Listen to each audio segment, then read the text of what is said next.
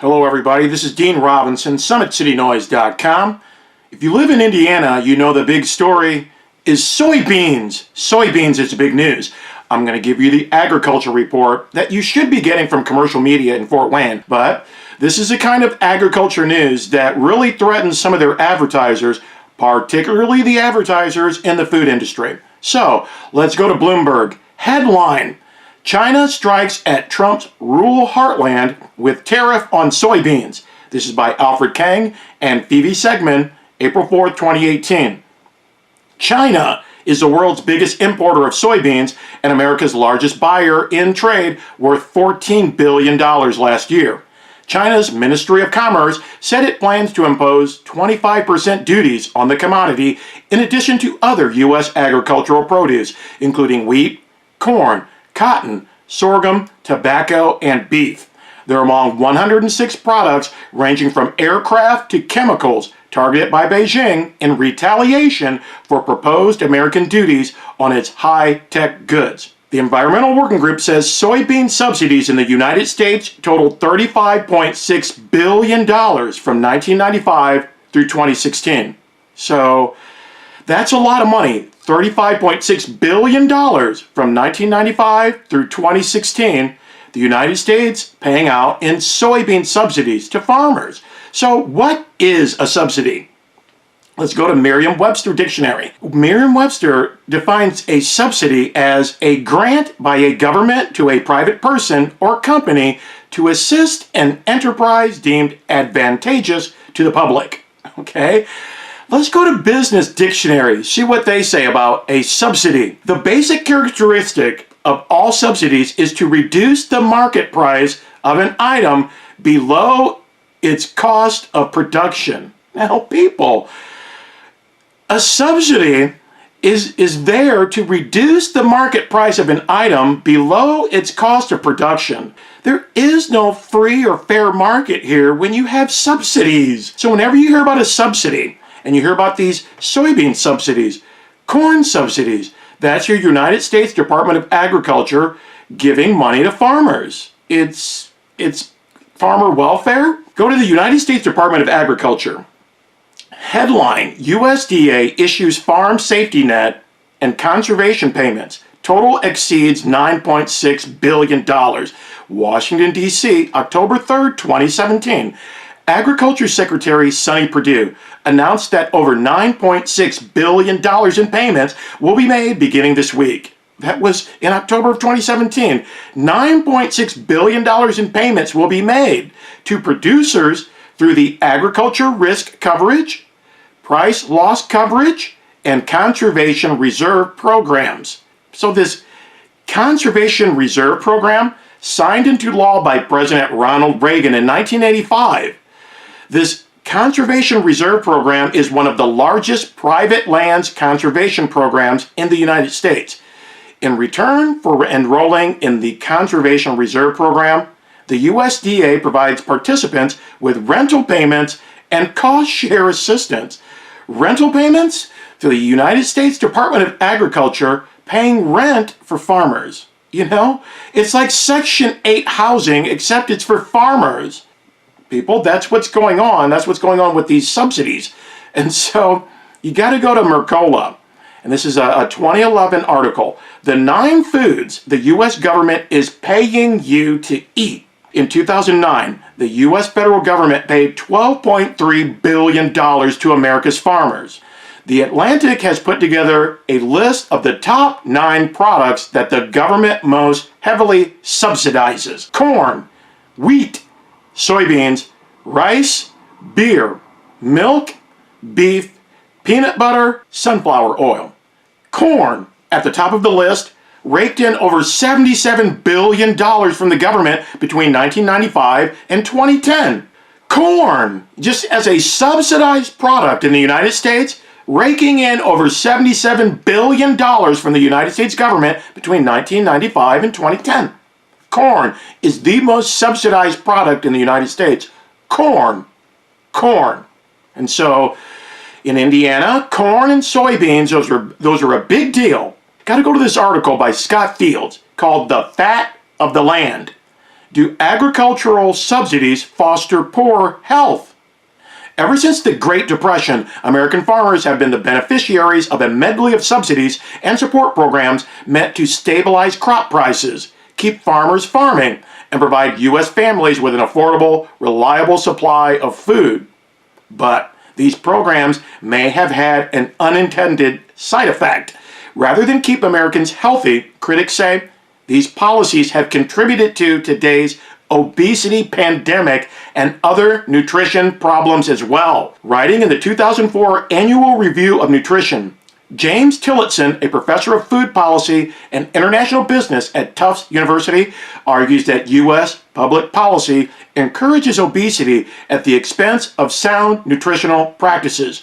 You have a whole regime here that's worked to increase agricultural efficiency, Tillotson says. And what U.S. farmers are most efficient at producing, he says, are just a few highly subsidized crops: wheat, soybeans, and especially corn. Support for these few crops, critics say, has compelled farmers to ignore other crops such as fruits, vegetables, and other grains. The market is flooded with products made from the highly subsidized crops, including sweeteners in the form of high fructose corn syrup, fats in the form of hydrogenated fats made from soybeans, and feed for cattle and pigs. Corn, soybeans, and wheat being highly subsidized crops, apparently because they're easy to grow in the United States. So the United States government puts the pedal to the metal on those crops. So your market is flooded with products made from corn. Got all this high fructose corn syrup, making people ill. But the United States government funding that through subsidies. It's been going on since the Great Depression. And so since we're swimming in this socialism, we can't recognize it. That's why when you're criticizing communism in China, criticizing communism in Russia, well, communism and socialism are basically the same thing. It used to be they were considered the same thing. But now you've got this socialism, this corporate welfare for farmers in the United States openly in this food system. Openly. Most of these subsidies going to large companies, these large farms. So you have to go to the Food Chain Workers Alliance. Large, profitable farms receive over 70% of subsidy payments, which encourages further consolidation of farms into large-scale agribusiness. In short, government policies incentivize an industrial food system that is highly consolidated and emboldened to produce cheap, processed foods. That's what we're getting. The United States Department of Agriculture committed $9.6 billion in farm subsidies in 2017. Corn farmers received more than $77 billion from the United States government between 1995 and 2010. Soybean subsidies in the United States totaled $35.6 billion from 1995 through 2016. So let's get back to this China soybean tariff, okay? Because that's how we started with this. China slapping tariffs on soybeans and all these other products that the United States would like to export there, and does. But Bloomberg letting you know, China is the world's biggest pork producer and consumer, and its industry relies on soybean meal, a product of soybean crushing to feed pigs, okay? So Bloomberg letting you know about China using all this soybean meal to feed pigs. Now in the United States, using that stuff to feed pigs and people, all right? Now, China is the world's biggest pork producer. China. Now, PBS, they have an excellent story that you've got to watch. PBS asking, who's behind the Chinese takeover of world's biggest pork producer? PBS, September 12, 2014. Who is behind the Chinese takeover of the world's biggest pork producer? Now, Bloomberg is letting you know China is the world's biggest pork producer. So why is PBS asking who's behind the Chinese takeover of the world's biggest pork producer? Back in 2014, Smithfield Foods, the world's largest pork producer, was acquired by a Chinese firm in 2013. for nearly $5 billion, more than the company's market value. So the company that bought Smithfield Foods, the Virginia-based pork producer, the world's biggest pork producer, Smithfield Foods. Well, the company that bought Smithfield Foods in 2013 is called Shanghai International. Shanghai International. So PBS. Letting you know, the surprising purchase caused some lawmakers to wonder if there might be a hidden player. So PBS has this Nathan Halverson of the Center for Investigative Reporting examining how the Chinese government is involved. So Nathan Halverson putting in this excellent report for PBS. So Carlos Sanchez, the American lawyer who brokered the deal for Shanghai, says the Chinese government's bank, the Bank of China, approved the $4 billion loan to buy Smithfield in a single day. Bank of China it's owned by the government, okay? Nathan Halverson reporting this. So he goes to Daniel Slane, the U.S.-China Economic and Security Review Commission. So Daniel Slane says they have told their domestic industries, the Chinese government has told their domestic industries like Shanghai to go out and find these companies and acquire them. And in fact, American companies are not competing with a Chinese company, but with the Chinese government. And they can't win that competition. So Nathan Halverson asked, and why has the Chinese government given so much support? Because Shanghai, according to its own documents, is required to carry out China's 5-year plan. So in effect, the Chinese government does exercise management control. So it's Nathan Halverson that has to go to China. He goes to China and talks to the Shanghai executives there, and these monks let him know clearly the United States government, the Chinese government is behind all this stuff. Chinese government encouraging us to do certain stuff, the Chinese government encouraging the banks to give this money, the Chinese government is in control. Nathan Halverson finding this out, okay?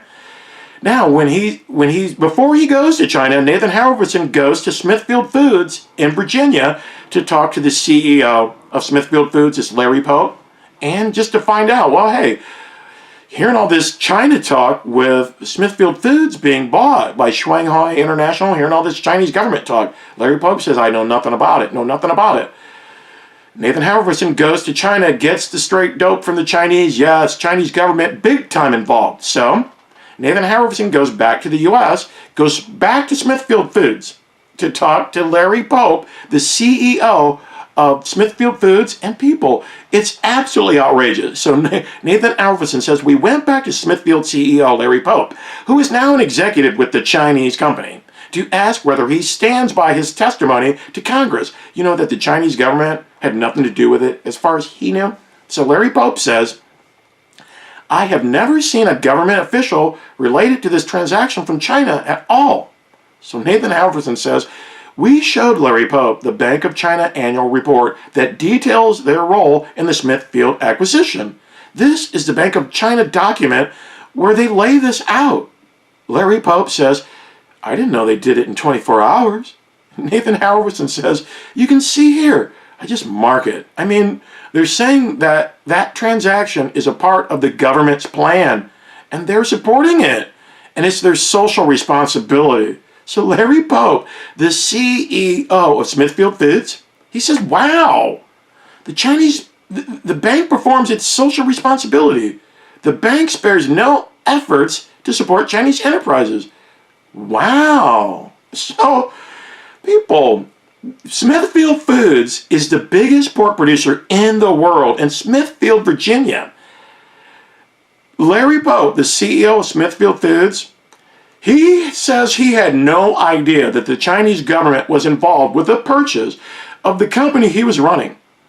He had no idea that the Chinese government was involved until PBS let him know. That's absolutely outrageous. But right now, just keep in mind, China owns and controls the largest pork producer in the world. The largest pork producer in the world is Smithfield Foods in Virginia. Now people, you have to understand, The Chinese government controls the world's largest pork producer right here in the United States of America. That's absolutely outrageous, okay? Now, when you talk about this Chinese retaliation stuff, well, when you go to Hoosier Ag Today, they realize this stuff is serious. Hoosier Ag Today, Chinese retaliation is no longer a what if for soybean farmers. This is by Eric Pfeiffer, April 4th, 2018. China purchases 61% of the total U.S. soybean exports and more than 30% of overall U.S. soybean production. So that's Hoosier Ag Today. These mugs letting you know China purchases 61% of the total U.S. soybean exports. More than 30% of overall U.S. soybean production. So the Chinese, okay. You have to understand, the Chinese talking about needing all this soybean meal so they can feed the pigs. And America got pigs and people eating all this soybean stuff. Okay?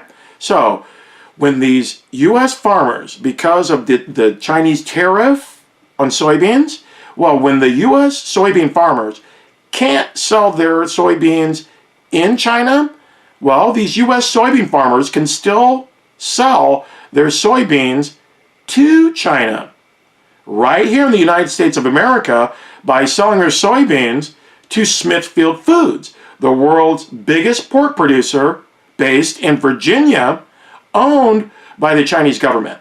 So that's what's going on with all this subsidizing of food products in the United States, making people unhealthy and really just handing all this stuff over to the Chinese. The Smithfield Foods purchase, that was back in 2013, people.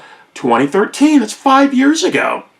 And a lot of people to this day don't know that a lot of the bacon that they're putting in their mouth, the bacon produced by a Chinese-owned company, running game on U.S. agriculture. And when we talk about this food chain, this food system, now these subsidies to farmers, I mean, they're dwarfed by these subsidies to companies like Kroger and Publix and Walmart, these grocery stores. These mugs got some, $70 billion through the SNAP program, the Supplemental Nutrition Assistance Program in 2016.